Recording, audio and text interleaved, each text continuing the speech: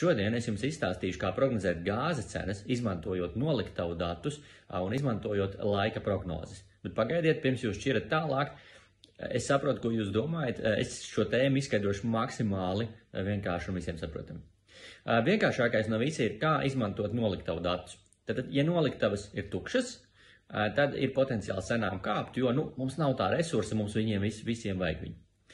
Savukārt, ja noliktavas ir pārpildītas, tad ir risks, ka nav vairs kur likt to produktu. Līdz ar to, jo noliktavas ir pārpildītākas, jo tas ir spiediens cenām krist. Piemēram, šobrīd noliktavas ir par 98% pārpildītas, līdz ar to ir tikai 2% brīvas vietas, un šīs noliktavas strauji piepildās, liekot investoriem panikā pārdot savu gāzi ar prognozēm, ka gāze varētu būt līdzīga kā ar naftu, kad nafta bija negatīva.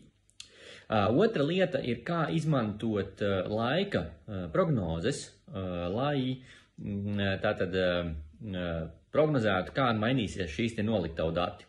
Šobrīd mēs pēc prognozēm ļoti ilgstoši redzējām, ka ilgtermiņa laikapstākļu prognozes ir ļoti labvēlīgas ilgstoši siltam laikam.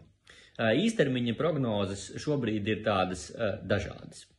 Respektīvi, pastāv liela iespēja, ka mēs pārsniegsim 100% noliktavās, kas varētu izraisīt milzīgu un nežēlīgu gāzes cenu kritumu. Protams, jāņem vērā, ka ir ļoti daudz faktori, kuri tālāk šo tirgu vienalga ietekmēs ar citiem veidiem.